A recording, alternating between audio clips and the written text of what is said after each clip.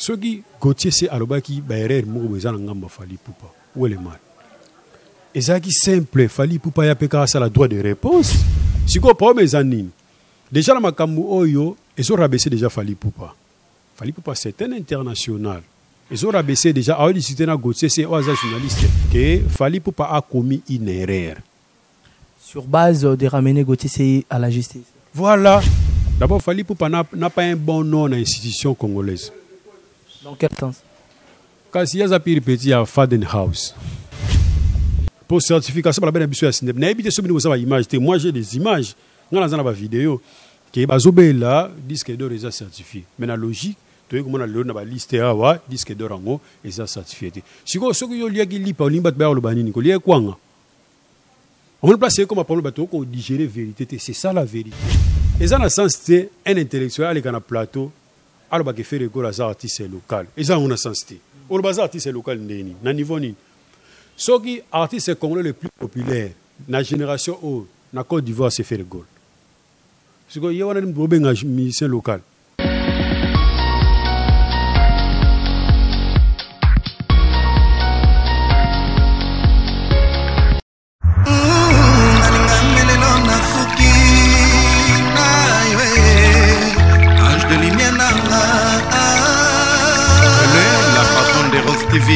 Rose TV nde makambo.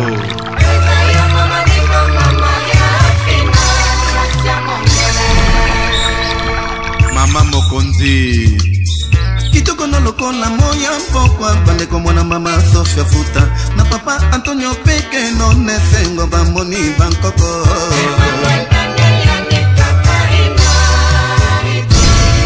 Mila Louise, la secrétaire de Rose TV officielle. Mama di mama kitoko no posana liango na kwanga semulite kwanga ngope ya tsesa teme ya ntolula na mwandu zitende kwesala. Voilà, je dis un grand bonjour à vous tous et puis un grand bon dia ou boa tarde directement de chez nous en Angola, et c'est un réel plaisir d'être là comme d'habitude, mesdames et messieurs. Je vous félicite toujours d'être fidèles dans cette chaîne Rose News TV. Donc, ils ont la biso sentiment. Vous continuez toujours à s'abonner et puis vous insister toujours à la biso et fier de vous. Nous avons sur la chaîne Nabiso Rose News TV et par rapport aux efforts que vous êtes en train de réaliser, ça fait un grand plaisir. Quant à moi, je dis un grand merci à 5 fois mère Maria-Fine Béton par rapport à cette très belle initiative, et ça nous fait toujours plaisir qu'on se retrouve à chaque moment ici chez Judith Supreme Night Club. C'est par ici, comme d'habitude, que je vous avais déjà signalé, et on serait toujours et on resterait toujours ici pour nos actualités et pour graver nos émissions et ainsi de suite. Voilà, on a fourni l'effort d'être là aujourd'hui chez Judith Supreme La Donna. Je dis un grand merci à vous, Jérôme Belolo, champion Wata. Champion Wata. Donc, héritier Petit. Mon vrai, mon ami que j'aime beaucoup, et pourquoi pas aussi DJ Lourd, encore et toujours, et vous êtes là ensemble avec nous, et je ne pourrais pas aussi traverser sans pourtant aussi saluer La Donna, Judith Supreme, lui-même en personne. Merci de cette opportunité. C'est pas facile, 5000, mais ici on est là très à l'aise, on a l'opportunité, et on peut toujours saisir en haut. Mesdames et messieurs, c'est suite à cette très belle analyse. Je profite de cette occasion de dire déjà une très belle analyse, puisque je suis dans ce plateau avec quelqu'un de très important, de très intéressant, Rolin Domba. Donc je vous signale déjà le nom, et on est ici pour faire l'analyse par rapport à ce qui se passe à la communauté. Le mardi, Gauthier va se présenter déjà à la justice suite à second procès donc, entre Fally Ipupa, l'artiste, et le journaliste professionnel Gauthier Sey.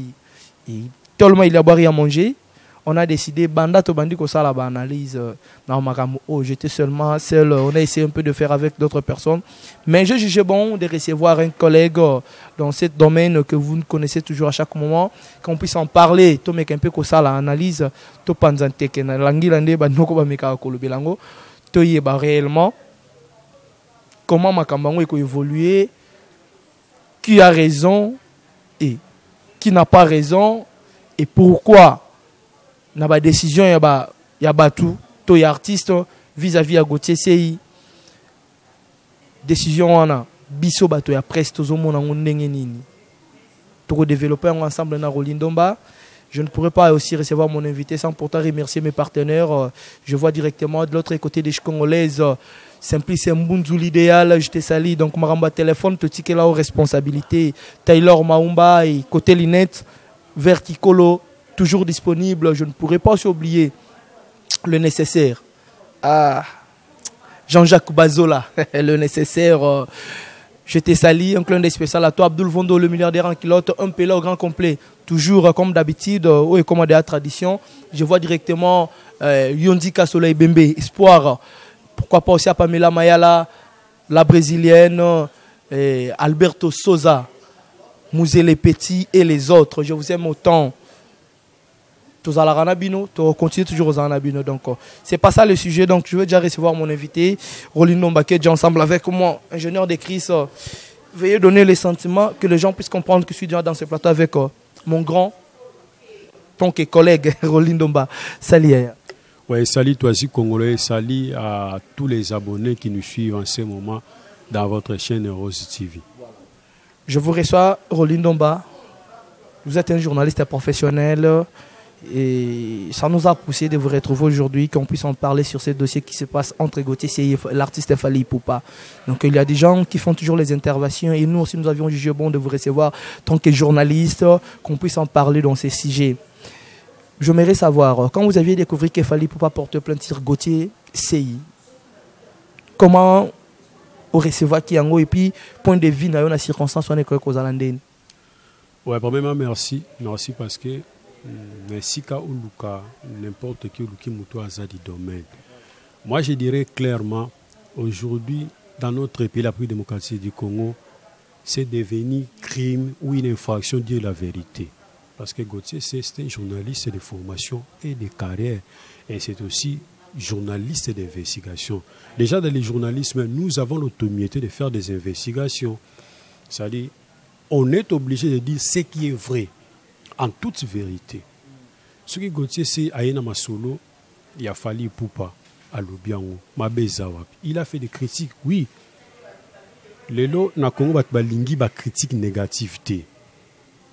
Est-ce que Gauthier c'est à ce cas de critique négative, sera est-ce que a élogié qui artiste était, il a élogié l'artiste et après il a fait des critiques négatives. Alors quand ma belle qualité, alors ben moi bola mon est simango, alors moi erreur musu nezalaka. Mais la logique, c'est longa déjà. Assez long moi ma bête, c'est longa. Na lingi batuba comprendre et long mot. Moi j'aimerais que les gens comprennent une chose. Aujourd'hui lorsque vous dites Ferregola a des problèmes de management, tu as des problèmes avec les Gaulois. Si tu dis qu'il fallait des problèmes dans Kunga, tu as des problèmes avec des Wario. Les gens n'arrivent pas à digérer la vérité. Or que vérité, et si tu as la vérité toi aussi. Au moins, les loboés, ceux qui ont kumiso, ça dit bon mayo. Faut pas bisa ko ba défaut na yo pe. Ceux qui Gauthier c'est alobaki ba erreur mo bezana ngamba Fally Ipupa. Où est le mal? Et ça qui simple, Fally Ipupa ya peka ça la droit de réponse. Au lieu qu'il y a un plateau, on peut expliquer que tu es content de Vivendi, yango. Pour Bill Clinton a changé l'autre. Est-ce que Bill Clinton a changé? Est-ce que changé l'autre? Et changé l'autre, tu es encore là qui si non. On expliquer que tu es un solo à disque d'or certifié na Snap. Hôtel te na ba liste na onga na zana ngoti. Hôtel tel kan ba liste ngo. Olaxi ba tu te yanga yango na za certifié ta la boye. Boesili. Et là on y a passé ça. Bon et comme ma beponani, yo mekano ko yibisanga. Ça vous a choqué? Par rapport à l'explication, on a un artiste qui a ramené, journaliste, on a un tribunal, il ne fallait pas. Donc, dans votre avis, il fallait un droit de réponse pour Américain avec leur sire. C'est ce que nous avions compris.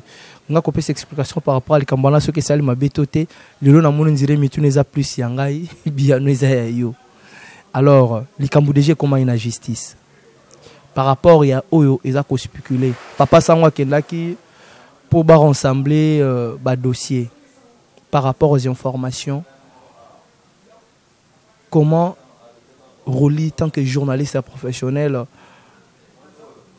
au monde qui assistance à Sango, le lengenini, tondengenini, et puis conclusion nango, et ça nini pour dossier déjà partir à les 19, barozong à la tribunal.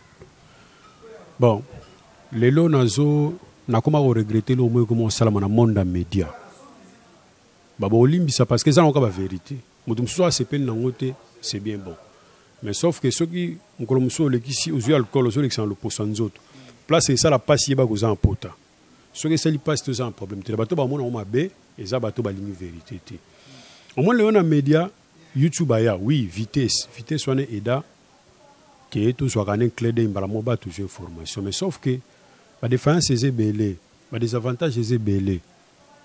Sentiment côté dans monde média. Sentiment côté au monde mbala mususu. Likambo eza normal, bat ba se pena on penalty. Bat ba se pena ma minimi lukuta, ça dit ba kajole mutu, so ba kajole mutu mona muta sepeli. Or que na logique, négocier ça le bon fallait ba sepela. On a raison. Fallait penda ba sepela. Moi j'ai beaucoup de regrets de voir un frère, un intello ne biso benga. Na plateau mo boye, il a des difficultés pour définir artiste local et artiste international. C'est déjà le sentimentalisme. On est clair, un local, et ça a limité l'activité locale. Un international, ça a élargi l'horizon. Voilà, ouvrir sur la parenthèse. Pe, nazolo ba penza ba vérité. Oui, c'est la vérité bien sûr, mais par rapport à la question de Natana Kyoto, comment on a recherche, pour n'aller que tu au fond, là, on va élargir. Tu mets un peu aussi recharger bat ba Hollande bisoté. Oh, recherche ya papa sango.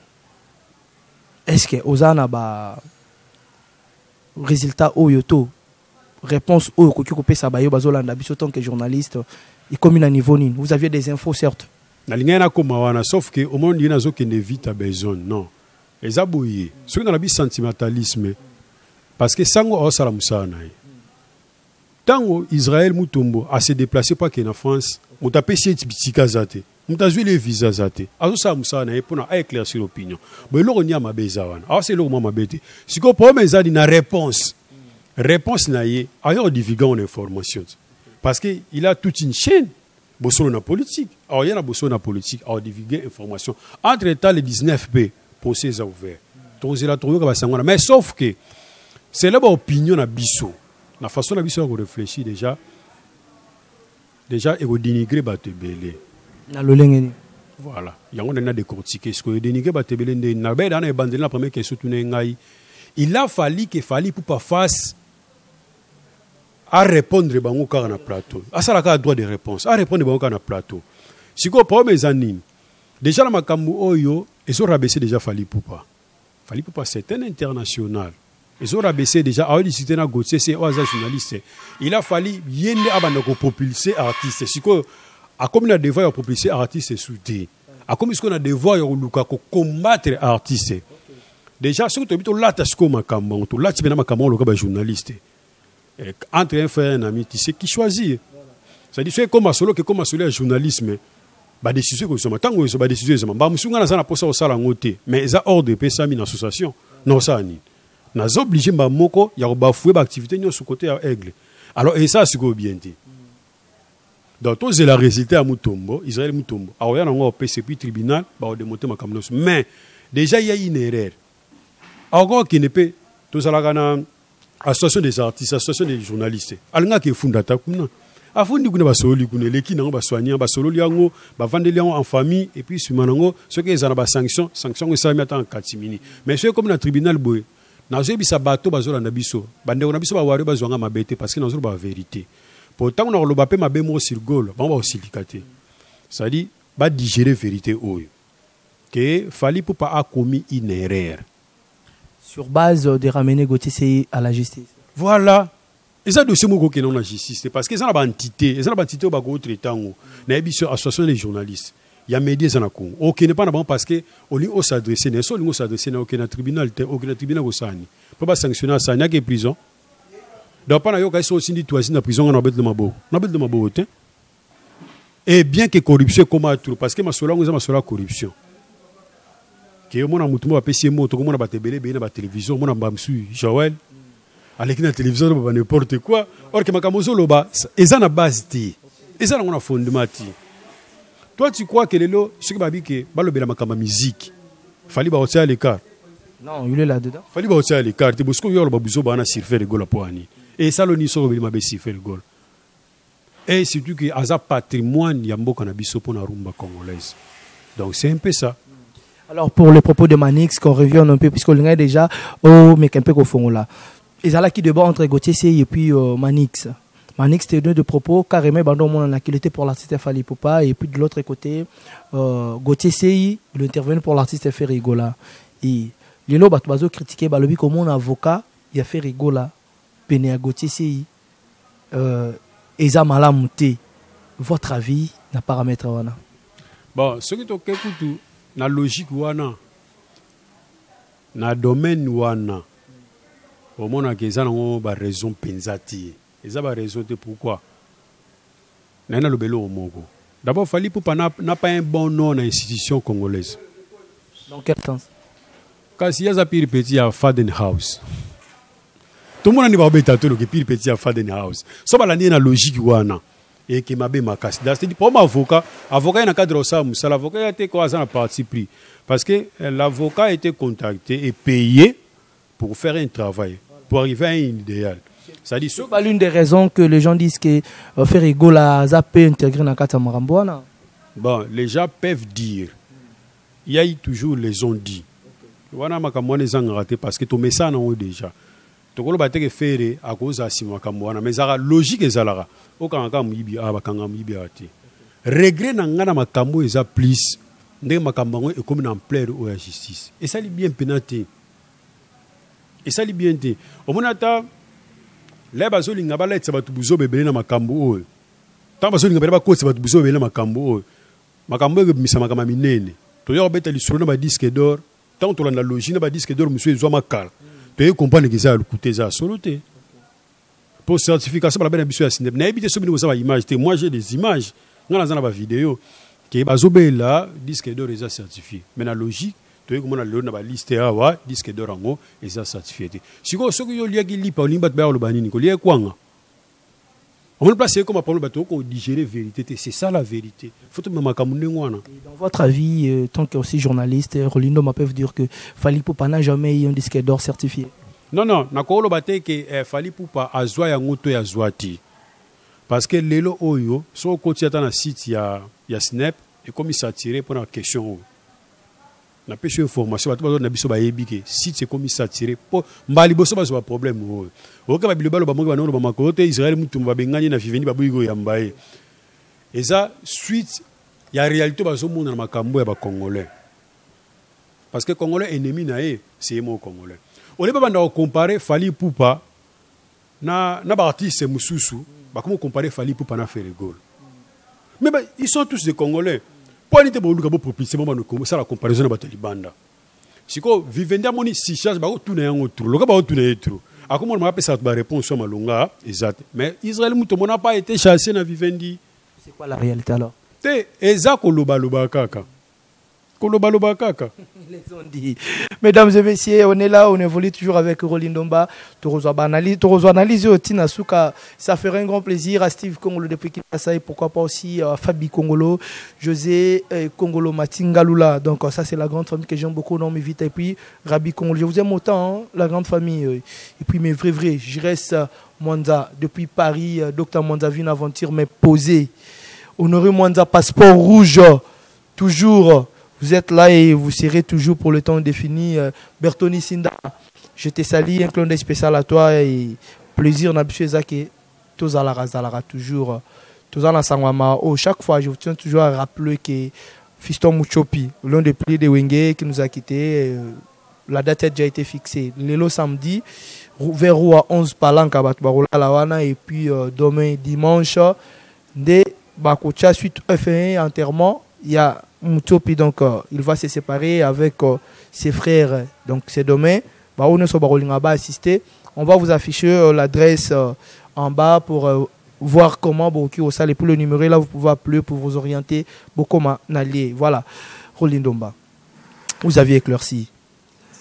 Batouba Sataki a appelé Sinagoté. C'est aussi longtemps Manix aussi avait tenu des propos sur l'artiste Ferrigola. Est-ce que vous aviez quelque chose à dire par rapport à propos au Manix Atena qui c'est pas juste pour faire et puis là c'est un peu de dire que l'artiste au Toyebi longtemps ce sont des locaux.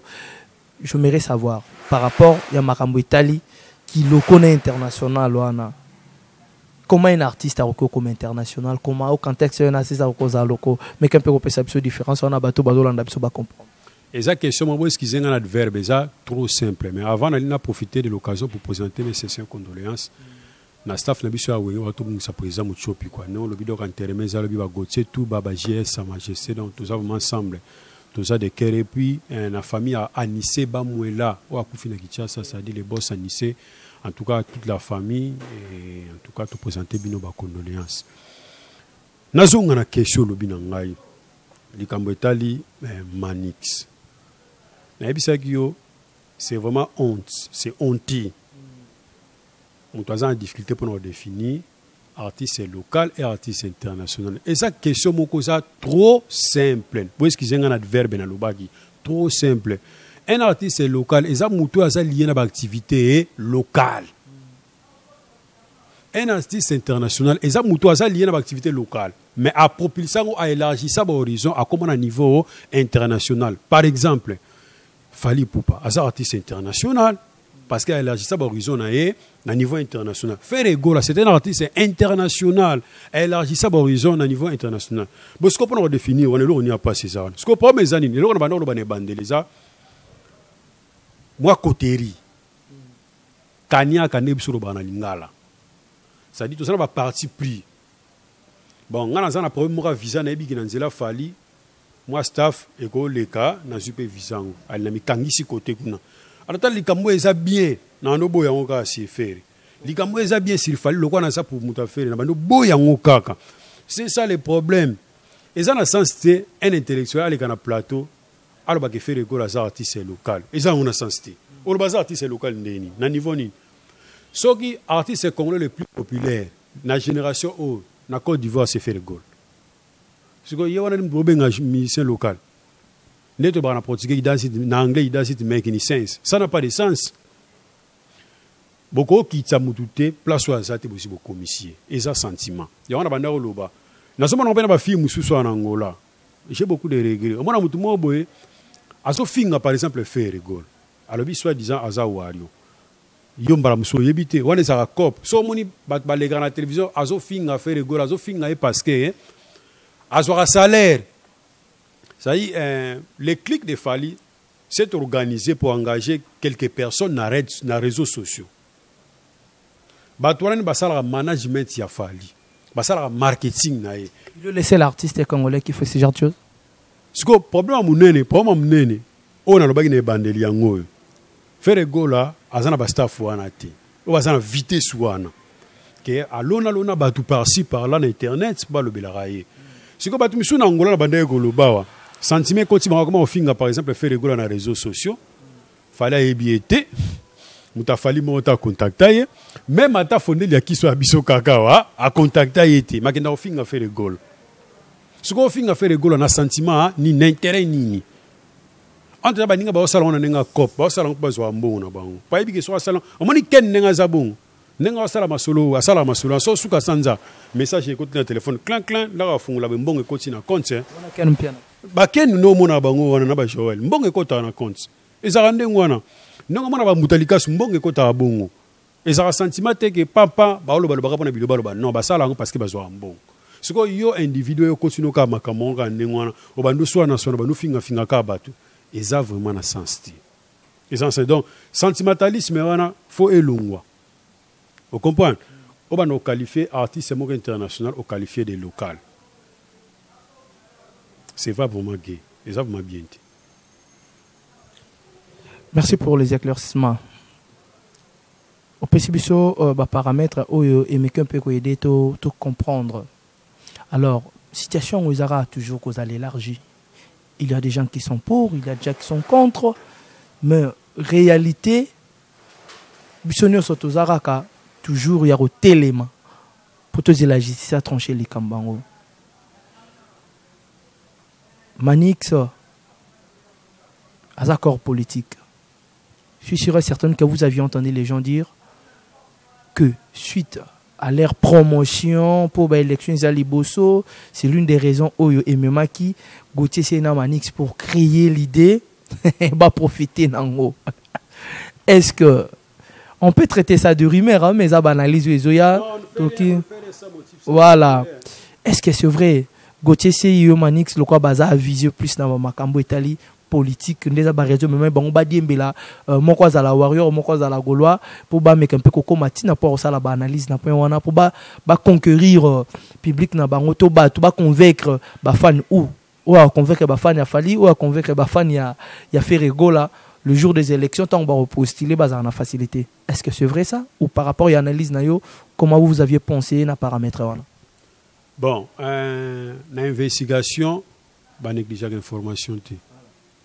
Mouton sa investigation, ce que information de ce côté lié à considérant dans le lobby, mouton conseil l'autre sur les intérêts. Gauthier salagi on peut ani. Maintenant on a yebi. Makambo Gauthier lobaki. Alors makambo ezanzela. Bon, de l'autre côté pe manix. Abane ko défendre. Mais quelque part makambo sa bano loba et bano za otenga. Bande ko biso ba wari mba msuba comprendre ngote. Parce que sentiment côté. Sentiment sur côté mingi na masolo et comme ma be makasi. Est-ce que mbunde toboka? Place mbunde toboka mingi so lenge comme na fait tout monde pas mbunde toboki. Or c'est une grande erreur. C'est une grande erreur pourquoi? Gauthier c'est à cause salango na logique. A salango pour ba intérêt moko secondaire. Mais ba intérêt primitif pe ko zala. Mba mso azana pour sa visibilité on ba postuler. Bo kanisi ndenge ba noli lelo ba skoti na evre wana noli ntam. Ne ba koti na ba evre wana ya opesa ba dona ko kasi sa pam. Kasi boyo kagamba moko candidate. Kasi makambo ngesala mandengwana. Siko eko za regret makasi. Ceux qui to sala musala pour ba intérêt primitif, to sala musala pour ba intérêt secondaire parce que musala biso to sala ezana ba idéo nango. Objectif na biso ezalaka informer les gens. Il y a autre barre l'actualité de événements qui frappe l'opinion publique par sa souveraineté et ses conséquences possibles à la vie humaine. Et ça la situation au Gauthier Melibiso. Batming to ebeka ke disque d'or et certifié na SNEP. Au moins, le thème de c'est bien pour balanda makambang. Est-ce que tu vas nous lander là? Tu vas nous lander là. Et ça impacte l'actualité au Gauthier c'est la même chose. Ce qui est ça, et mais là-bas intérêt on a sima qui va postuler makambe simbi et ça non ma bête. Ce que ça ma bête ce qui objectif il y a on a basé là qui a. Et alors quand même biso na distraction. Voilà ce qu'on est quand ma bête. Bon. On ne ferait sans motif sans intérêt. Voyons voir. Merci beaucoup, Rolindomba. Donc, l'intelligence, c'est quelque chose de très important qui nous est toujours. Alors, ceux qui basent là quand on a intérêt, on a des choses à la mabé, ça l'aura s'amuser, puis un sentiment d'ambition.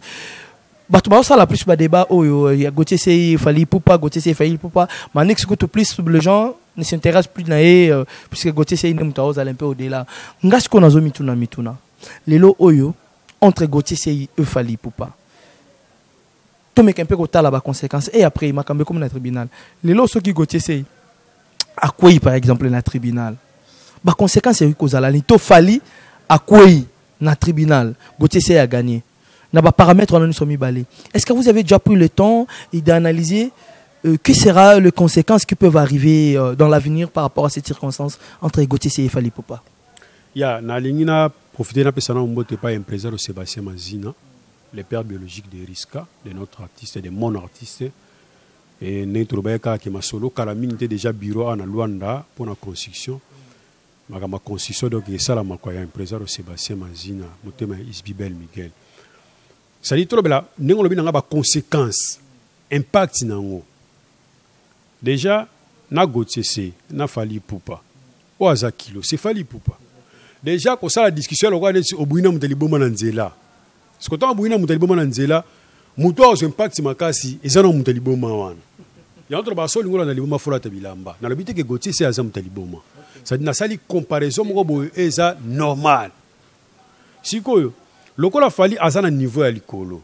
Tant alandi Gauthier c'est déjà ba retomber aux a plus na panzina ye. Tokende nan. Ne loso Gauthier c'est akouyi. Par exemple bakate les prisons. Alors ça prison, abimit. Madame Somo na continuer musa na eti.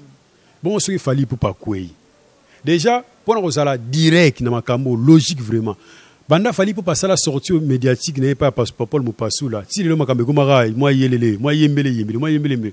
On y a moi malchance moi. Ça dit ce que makambo pekaka et balou qui bien et que bien té. Au côté na ka etengami. Madame Sou carrière artiste aussi là. On moni ko sala combo. Na profité na pesa mbote pa Christiban. Ko sa kombo ezara pasi to baye bayo Rolindomba eza pasi au salabo au bana ba stratégie au lata au bana makamba ya politique ba beta beta au na Cape Town au yena Luanda ba stratégie au lata ba yebi yo que journaliste moi la ta makasi boy vous comprenez on y comment poser combo mais combo ko bisa nga likamo amkie ba musu jour te minutes moi amkie comme on a combo ane be et ça ndenge mo lokwa handicap aigle azana combo ya munene ya makasi wa sala mais likambo amukie et ko baluka mabe et bébé c'est lié carrière comme bon nyonso et kufi webi Titanic bateau mo munene ya histoire kala bateau wana ba négligaka lo mo amukie bébé si bango na nzela la batambura na butu lokwa bazaki na océan et c'est que période de malili et c'est que ba glace ne formera ya minene ce que toboli masuwa et go sala ke mayekota masuwe noyé c'est quoi ça ne bébé si bango te faut mutu mo azara na zara a vigilara. Vous comprenez? Moi, sentinelle moi qui dis bah. Bah, au sous mukabeli bang compé, mais là, bah, la boue, retard, et tobo la batinios, bah, on dit maté que ma soeur on est dinda. Moi, bimbu la bonne sop ma soeur on est tongam. Mais dinda, n'erreur mo boya mukie. Bah, erreur mso mukie, et go la biso, et go coûter biso makama minene. Ça dit, nga personnellement dans ça go bang, na banga pona Gauthier c'est dit. Parce que Gauthier c'est aza, bato, on va bato bas na ba édition politique. Bah, mais ça na.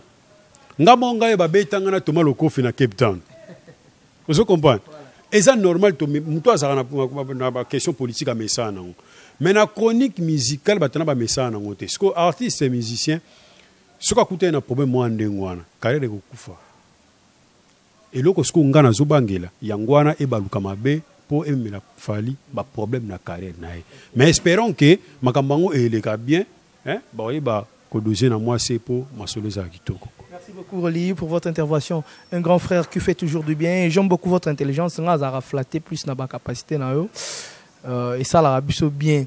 Gianni Batué, c'est le mystérieux. Donc, le bien privé de Maï, la Malienne, Maman Feza. Directement, je vois Drigo Panzou sur la pétrole, il y a Maraville, il y a Massiala. Donc, il y a couple.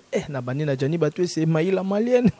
Pilelo, il y a Dona Feza. Drigo Panzou, il y a Maraville, il y a Massiala. Un clin d'œil spécial à vous. Tony Loubaki, mon vieux. Philippe Tambouenkoui. Et puis, Messi Loubanza, du côté de l'île. Il y a Dada, Ousmane Gilles Dada. Toujours, encore et toujours. El Babidador, Rondi Makangila, un frère. Je te salue. Bozalara, tel mebele. Ange Martiche, Papa Lopango. Dieu Lema, Charin Nzambe, et pourquoi pas aussi à notre papa, les boss André Lema, Harmonie Lema, la fille en couleur. Je vous salue. Rolinomba. Subitement, les gens traitaient Céléo comme un artiste. On dirait Mikolo, Azobela Moutou, Bazo Kende. Et moi, je suis surpris, mesdames et messieurs, à comprendre Céléo à lancer conseil. À Bandage pas à Fali Poupa, et puis à lancer conseil, et pas à faire rigola. Très intéressant. À tenir bah pour pas toucher bah point mon roboyer oyo ça m'a beaucoup fortifié. Je m'attendais pas que comme passer Léo c'est le a raisonné que les cas presque bateau nyonso na ka oya Gauthier c'est na Fali Poupa par rapport à conseil wa pesi tant oyo ka ki c'est Léo couper sa conseil bon wa kufi sonité na ono sotoyebi papa kombe toyebi nyonso c'est l'onde ba toi comment ko traiter quand vous aviez vu c'est le scram porter conseil à ses frères, par amour. Parce que moi j'avais vu, hein, c'est Léo quand tu s'exprimais, dans mon époque il était sérieux. Et puis à ça, on a bolingonio son sincérité. Votre avis sur les conseils de Ferrigola, pardon, de c'est le scram pour Fali Poupa et Ferrigola? Ouais, premièrement, j'avais aimé. C'était bon le message parce que, moni, Moutubako, ça a une dimension mon beau. On a Serge Hazard, artiste, Moutoune, ça l'a moi bien. Si on a moins bien pour exagérer. Fallait na faire, on dirait moins distraction quand tu vas au mois tout. Fallait un spectacle à mine noir au sala en novembre. À ça, Fabet à You Arena, Fagn Beta Suna Londres. Ce que tu as encore, à ce que c'est concentré plus dans ma camarade Gauthier, c'est na éviter ma musu actualité pour communiquer bano ça le cola et ben appelle tu moi là bana martyr à faire bêtement.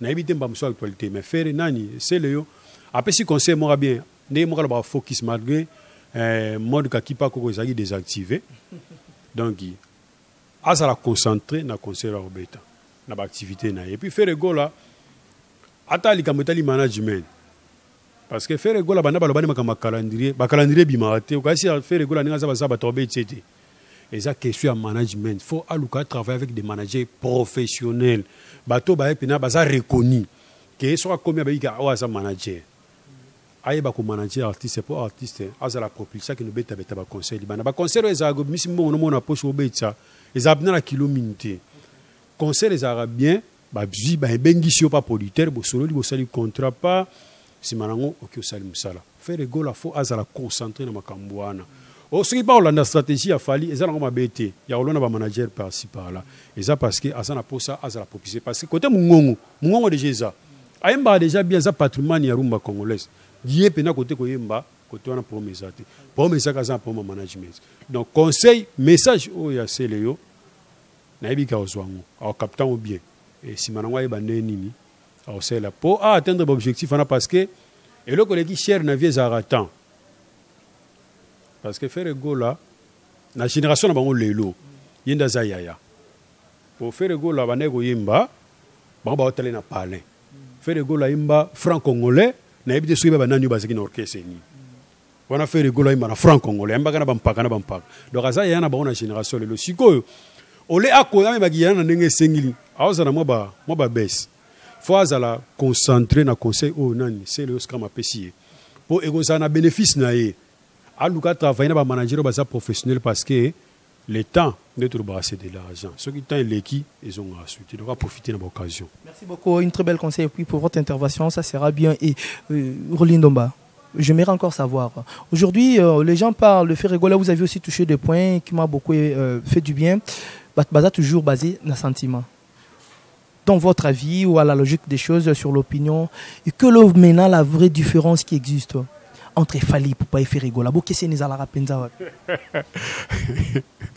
toi ça n'a pas la polémique non c'est juste pour le plan il y a professionnel hein voilà sans polémique c'est pas honte bato ba c'est pas honte état libaron na kozala un peu direct tout le monde a par exemple soit petit ba concert moni martyr faire gola petit concert martyr simat ya yese bimi ya Fally ti lona bimate otala tan ba poma koyemba faire gola yemba mo makasi mais okoza lo yemba makasi ceux qui chance ezate et lo monte makambo yo depuis lors des temps ezala kaka rivalité na mboka na biso na ndule ezala na ngo to banda liboso na ve na biso lwambo makiadi kondo na tabule rochero ba pe mana kimia biso masto yebeke tabule rochero mama na moyembi ko sakana kudute si ekoma ke kamaralai asali poème nae aye ko luka mutaya yemba na Congo tabule ya yembango et ça parce qu'il y a niveau ni ya zaki nango c'est normal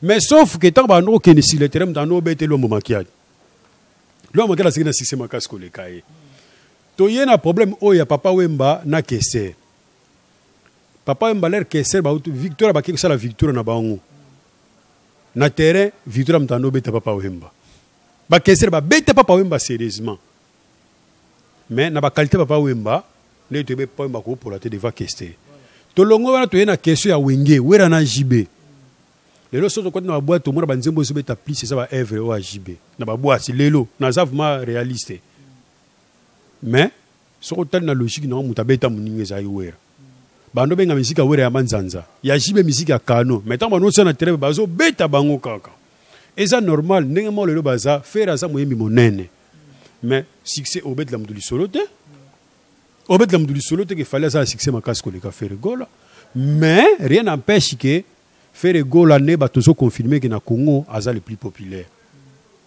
c'est ça la différence na ko PC voilà da bato ba ko digérer ngote ba siligate ba ndeko na biso ba wario na ba ndeko na biso ba golwa et ça question tu ninga ngana ko na mutambo te so moni na ko na mutambo donc na zaki na choix parce que na pas explication ou est vrai zaki mutambo gérant on sait bien ça mutambo. C'était juste une question pour faire la différence. C'est votre avis. Mesdames et messieurs, on chute déjà. Ça fait du bien. Tous évoluer. C'est pour fortifier la musique congolaise.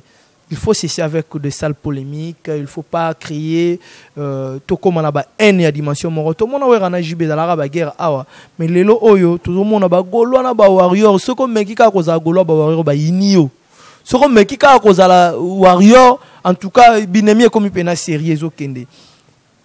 Quels sont les conseils que vous pouvez donner aujourd'hui, Rolindomba, tant qu'un journaliste professionnel, la bande qu'on a vu sur Bagolois et puis Bawarrior, puisqu'il y a les Kambachois, mais tout le monde est comme on a pena koinana, oui, c'est vrai. Même n'a pas fait, il y a vie étudiante et comme qu'on étouffé, qu'on choqué, batubélé. Qu'est-ce que vous pouvez dire dans ce genre de choses? Bon, naza na posana pekisa bango. Vous comprenez nga. Naza na posana pekisa bango. Malheureusement, la haine fait partie de notre nature. Congolais aza o masanga cheni kanza lo ketoman. Congolais azara nengwana keto. Congolais azara plus na motema mabeli boso. Parce que chacun est libre de faire son choix. Ceux qui le dit que par exemple ils sont musulmans, gaza témoin de chauffeur, l'on y a ma bezawan. Ceux qui le dit qu'ils sont catholiques, il y a za mutu ya missionnaire, ma bezawan. On a fait beaucoup de choses. Nous avons raison de faire ça dit conseil na repé ça parce que tout ça naza professionnel en média. Na objectif na ngezali fona zala nzete il y a pio quoi. Si comme eza bat ba bomba na on ça la bien. Moi je crois que les amala mto kumisa ba artiste to pe ça ba conseil. So place moi tengami to ça ba premier conseil na te c'était place yo au selo comme là mto seli boy. Na sika biso na biso to bomana. To bénéficier nani. Et là au motin to so la bien entre nous et puis tout ça l'effort esprit où il y a haine et longwa. Tout ça s'arrête pour la musique parce que fallait nanda kunena bana ni baza bien. Yomba mso so kemba au sein loko te banu discuter na tisu kana banu bunda. Bobundi pour gagner nini. Esprit ne zo tabatu wapi ngana zo comprendre te. Et ça pour un objectif fini. C'est ça le problème. Donc c'est-à-dire to cultiver amour, ne c'est to cultiver haine. Merci beaucoup, le message est passé. Je profite à cette occasion de dire un grand merci à vous, Miguel Ndoufoussou, je te salue, mon vieux, et pourquoi pas aussi à notre vieux Kismel Kams. Et l'homme de 7 souhaite mon vieux, donc l'artiste scientifique, je vous salue. On a chaque fois mon moral est toujours positif. On est arrivé pratiquement à la fin de cette émission. Quel est le message que Rolino m'a pu lancer par rapport à ces moments qu'on a partagés pour cette analyse? Puis vous pouvez aussi profiter de cette occasion et de saluer les papas d'Onganabengaraï, Sébastien, Sébastien, Mazina, un père qui fait toujours du bien et pas à bananae. Je suis fier de vous, papa. Plein de bonnes choses à vous et puis bon week-end. Le lot de samedi. Makamala Mukuna, papa Sébastien et puis notre vieux Bigantsumbu, le prophète Bigantsumbu. Et Lamba et Lamba, je vous salue. Dans ce moment, vous pouvez en profiter de lancer un message général et puis profiter de donner aussi vos dédicaces. Voilà, premièrement, on appelle merci. Merci à Toisi Congolo. Nawe azeki derrière la caméra Chris Chibang ba petit na ngamo pena 4 pour so ba difficulté na bango ba bien bisengo na bango ba bien parce que on ba zakana na 4 vraiment tout cas na pesi mino merci ne boyaki na Rose TV pour to meka mom ki ko éclaircir mom ki ko solo tout ça mba commentaire na masolo oyo et message na ngezaka que moi j'aimerais assez que tout ça la ini tout ça un problème au Angola à makambetali média to soutenir œuvre ou association impresa de regresser aux Angolans. Ça dit tout sangana tout ça bon moko ba pesa biso valeur na mboka oyo. Ko bana na président na tampongo le premier conseiller Wilindeke, le trésorier qui kinga na clé et na bande comme surtout za na bango belé tout sangana tout pesa force na eloko oyo. Et na profiter pe na bisa bande ko na biso oya aux amis Godoriska, c'est-à-dire Karaminte barbecue amnene ke salama na base na bino aux amis Godoriska na profiter na pesa pe mbote pa ya yemoko papa na bango ko impresario Sébastien Mazina motema Isbibel Miguel Bigantsumbu double boss ngambo na bengaka et sans oublier double nationalité Francisco de Lombambe et artiste na ngai pe Polydor Gucci c'est-à-dire bord de Jésus qui n'est bien calamité pour yoka déjà bord de bima quoi babiloko wana bakunga na yoka ki et ça la bien se battre qui on baninga tout au balinga biso ba massa na biso tout en tout cas dans un bino ensemble américain Simao révélation Zaikus Apocalypse 21 ça dit ba kombo eze belé quoi ba kombo ba muso mona kana bossa na Francisco Mbembe modèle du nationalité na lobaki déjà mais la dina loba souté ça dit na mona pena ba réaction ndenge makambo ekela bo avida libele ya Nzambe et loko wana Polydor Gutsa lobaki nanga ezana ka tout monde na et ça la bien makasi quoi. Et encore une fois, merci Nabino tout na confiance pour Pesibiso à Wanakata Rose TV. Merci toi aussi. Je vous remercie aussi, Rolin Ndomba, de nous accorder cette faveur d'être là, qu'on puisse en parler sur cette analyse. Mesdames et messieurs, on est arrivé pratiquement à la fin. On ne pourrait pas aussi terminer. Je répète encore, je dis un grand merci à vous, 5 fois mère, Maria Fina Béton. Et merci de ce que vous êtes en train de réaliser pour cette équipe de Rose TV depuis la RDC et puis l'Angola. On est là avec les instructions et puis votre vision. Toujours continuez toujours à respecter Ango. Casquel Lorenzo Tombé, AM Protégé Base, donc André Maria, on est là et ceux qui veulent savourer bilingue na Casquel Lorenzo, il a une telle adresse pour se diriger chez AM Protégé Base, staff tout, Marambu tout. Et l'engagement à la Kuna à chaque moment. Et je dis un grand merci à vous, Gauthier Touba, La Pulga, JR Sa Majesté, Orly Mobali. Et je ne pourrais pas oublier Staria Gondo Dollar Mputu. Courage, la vie continue, ainsi va la vie. Bisso Batoti, Kalito Zala toujours et Kenge plutôt continue toujours à vivre vie na bisso réel. Je dis un grand merci aussi à l'FCC. Je commence par le boss. Paulo dos Santos Guerrier, Ben Willy les Gabonais, Liboso Mai Nassima Mai, donc tu évites Baroki Melawapi, il restera pour le temps indéfini toujours. Tozalana Bino et Bertone Sinda, Alvej La Pulga, Malelo, je ne pourrais pas oublier Farel Mille Esprit. Bana Bazaïra Bazo souffrir non du premier ligne. Alors depuis qu'il mon frère à moi, je te salue. On est à la fin de cette émission. Un grand merci à vous, ingénieur de Christ, derrière la caméra, de Christ Tubangu. Tu as vu que moi, Mikolo Boyoka, il y a Maramba, nous baïba, pile à micro. Il ne peut pas être technicien. Il faut le bango. Il est mort au benga, il est solo là. C'est triste. Entre frères, photo l'accent à Bolingo. C'est pas logique. Tu remets un peu au Bongisango. Et je tiens aussi à remercier Judith Cyprien Night Club. Mikolo Bomo na biso tozaka na image a c'est parce que maman ya moté malamu la dona Judith a fongoli biso moté matoza la awa Jer Mbelelo princesse Moussitou la dona un clin d'œil spécial à toi et pourquoi pas aussi à Dieu Mokondi papa na Sandy je te salue bye bye à la prochaine occasion on va se retrouver je ne pourrais pas ingénieur de qu'est-ce que tu as parti au thé Blaise Kaba, les producteurs, vous aviez promis qu'on va faire quelque chose de bien pour les artistes. Ça ferait un grand plaisir. On a un coup de fil. Et monsieur Outikoleka, venant Blaise Kaba, n'est que le bel Makameta qui est arrivé artiste bien affilé, pas s'intéresser à qui n'ango. Mais toujours qu'on reçoit moyen au solo laté. À travers cette émission, c'est certain que le message est comme là et ça l'a bien. Onyx Pedrondelo, mon vieux boss. J'étais sali, Junior Boula. Donc, wana bayayo abiso ba soutenir abiso toujours toko bossa na bangote. Je peux clôturer déjà. Bye bye, à la prochaine occasion. Un grand merci à vous, Rolin Ndomba, pour votre présence. La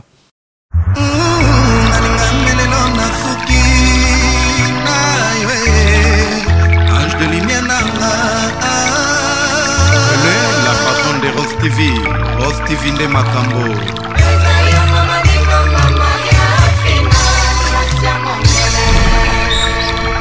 Mama Mokonzi.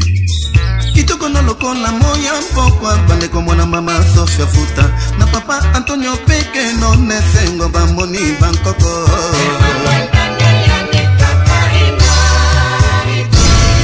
Mila Louise la secrétaire de Rose TV officielle Mamadi Mamae kitoko no posana lengo na kwanga semulite kwanga ngope ya Tsesa Teme ya Ntolula na mwandu ruzitende